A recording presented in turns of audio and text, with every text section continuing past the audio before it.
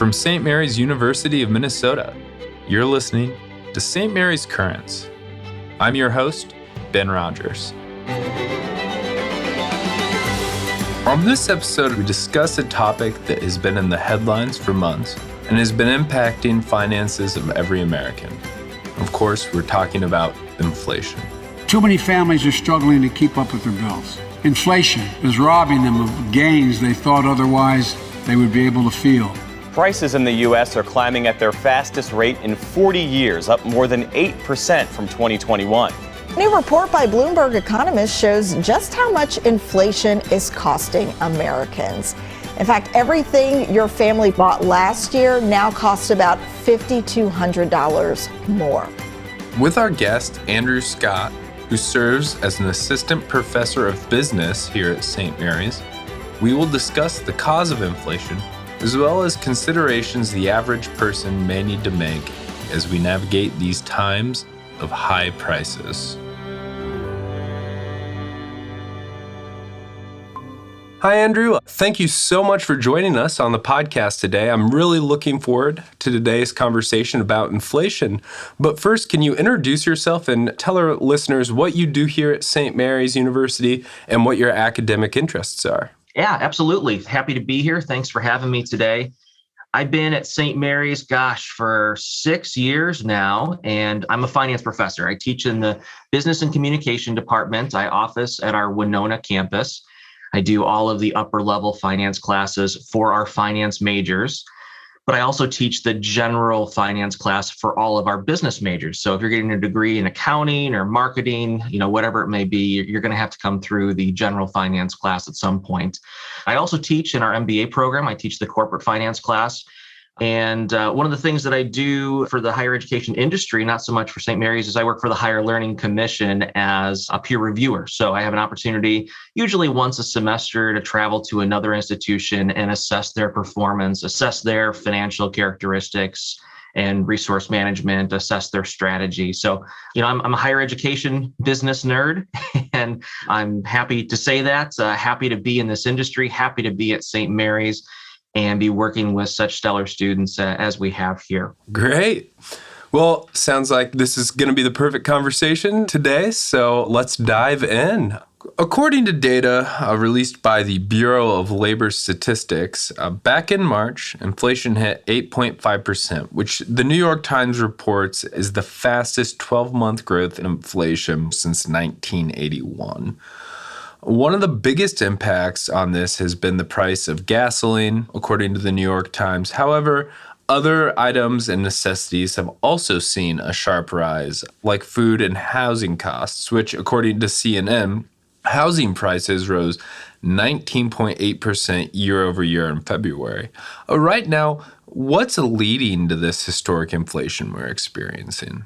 Sure. But first, I think it's probably a good idea if we talk about how inflation is measured. And you mentioned the Bureau of Labor Statistics. Absolutely. I think it's important to know, right? A lot of us hear about inflation on the news, and we don't really understand exactly, who's reporting this data and how did they find this data? Is it a guesstimate? No, it's pretty scientific, actually. We don't necessarily think of the Bureau of Labor Statistics as the government agency that should be thinking about how much money we're spending on things. But in fact, they do. They've got this cool data set called the Consumer Expenditure Survey, or just CE, or CEX for short. And basically what they do is they have a hefty staff of people that go out and they interview people about their purchasing behaviors, how much money they're spending on things. So there's really kind of two pieces to this survey. The first is a diary. So folks that enter into the survey, they agree to a 12-month commitment and they record all of their purchases. So today I spent $2.65 on a half gallon of milk, right? And then later in the afternoon, I stopped at the gas station and I filled up with gas and I went inside and I got a fountain soda and I got a loaf of bread. And they document precisely to the penny how much they spend on these items. So that's one piece of the consumer expenditure survey. It's getting that really minute, nitty-gritty detail to the penny on how much people are spending for things. The other piece of this survey, again, administered by the Bureau of Labor Statistics, is an interview that happens occasionally throughout this 12-month period.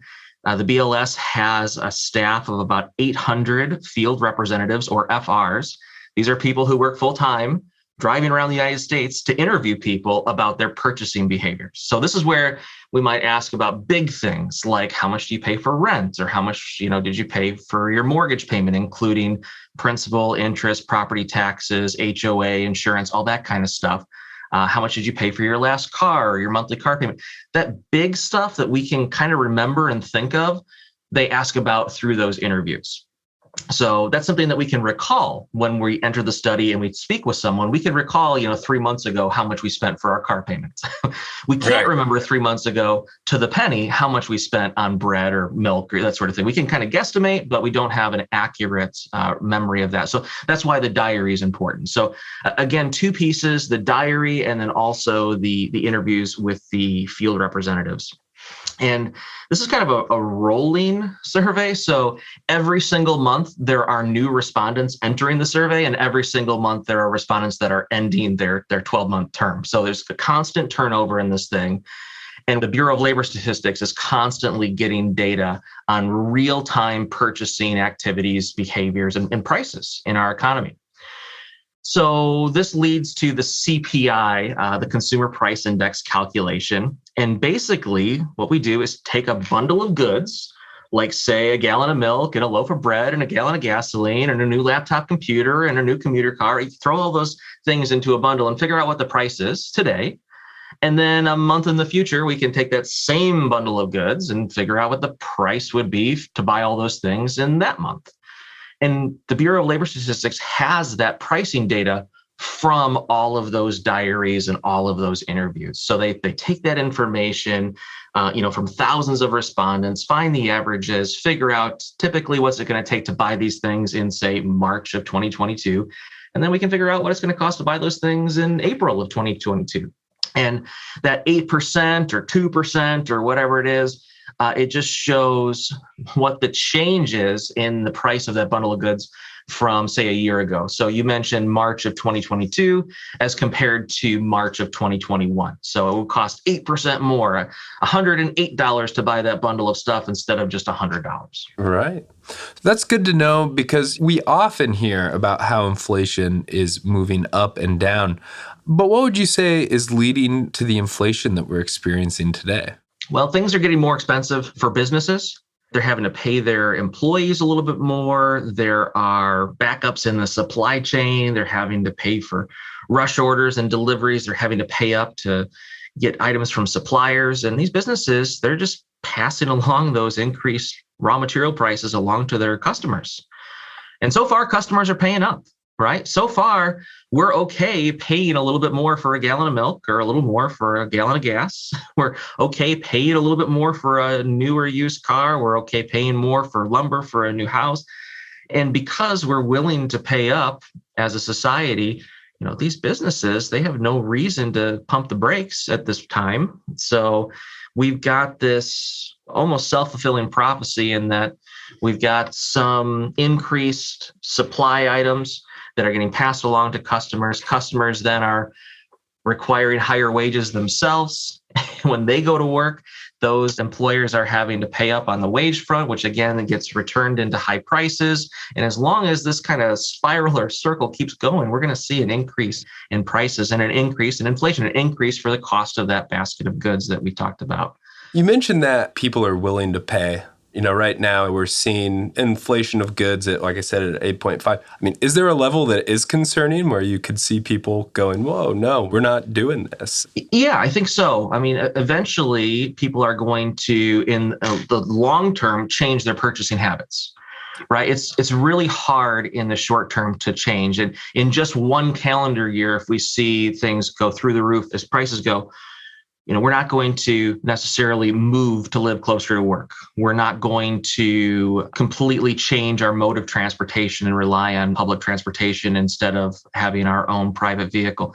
But if that persists, Well, all of a sudden, over a 2 or a 3 year period, people start reevaluating their purchasing behaviors and their overall behaviors and might make those changes. So this has to do with elasticity. It's an economic term, right? In the short term, we don't change our behaviors, but in the long term, if this does persist, we will definitely see people changing how they manage their financial lives and their priorities.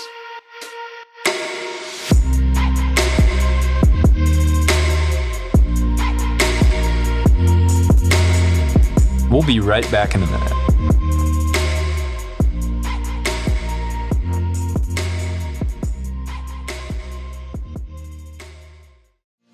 Separate yourself from the rest and take your career to the next level with an online degree from St. Mary's University of Minnesota. Nationally ranked and fully accredited, our programs are student-centered with faculty that infuse practical career experience into their teaching and engage in their disciplines. Set your own schedule with our flexible online platform and access your coursework anywhere with our selection of affordable online degree programs. Promising career opportunities will follow. Explore what's next at St. Mary's University of Minnesota.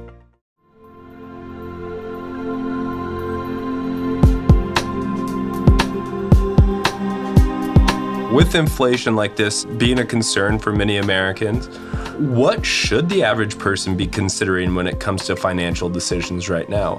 How do consumers maybe need to change their consuming habits or their budgeting habits? That's a great question. Just an annual checkup is something that every professional financial planner will recommend, but so many people fail to do. If you haven't been working with a financial planner and haven't been getting that nudge to do that kind of annual financial physical and really look through your budget and reassess your budget, this is a time, right? We're seeing somewhat of a shock to the system. And if we haven't been in that regular process of reevaluating the budget on an annual basis, it's time to do it. Some people love to balance the checkbook, so to speak, every single day. Some people love to go check their stock portfolio a couple times a week. And there are other folks that are intimidated by that. And if you are someone that is not really vigilant about watching your financial picture, this might be a time to spend some time doing that. So what are some things within that budget that we should be thinking about? Well, as I kind of alluded to, if we're in a world where we've got higher transportation costs, maybe it's time to reevaluate our purchasing behavior around transportation. I'm not saying that everyone needs to go out and buy an electric car. I'm not saying that everyone needs to go from being a 2-car household to a 1-car household or a 0-car household, but certainly we can evaluate decisions around spending. So for example, rather than taking 3 road trips a year, maybe we take 2 road trips per year. Maybe we decide to carpool with a colleague of ours once or twice a week. Maybe there's an opportunity to be a little bit more prescriptive in our trips away from the household on the weekends, rather than just kind of willy-nilly going to the store and then going out for a joyride and then going out for something for entertainment purposes. If we can combine those into one trip, that's really very simple, but easy to implement, right? The tougher things to implement are selling the SUV and getting a small commuter car. Right? That's a harder pill for us to swallow, but perhaps necessary. If we truly have financial goals of retiring someday, becoming financially independent, providing for the funds to invest in human capital and higher education for ourselves or our children, maybe it's worth it to forego some of those luxuries that we're used to now so that we can prioritize achieving those financial goals. It's a tough pill to swallow. But it's, I think, a necessary pill in this strange financial environment that we're living in. Right. One item I've seen discussed the last few years when talking about inflation is how wages have failed to keep up with inflation. We have a fresh group of graduates from our undergraduate campus going out into the professional world, and we have students in the schools of graduate and professional programs who might be considering a new career path. When looking at jobs in a time while we're experiencing inflation like this, what do people need to consider?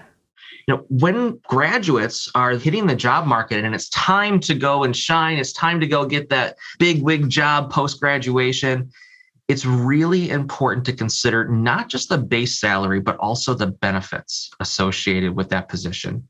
And this is something that we don't really talk about a whole lot. I don't think we spend enough time with traditional age college students talking about how to assess the value of those benefits in relation to a base salary. So what am I talking about with benefits? Healthcare, for one example, right? Healthcare can cost, for a traditional undergraduate student who's just hitting the pavement at 22, 23 years old, it can cost $900 or $1,000 a month for a healthcare plan.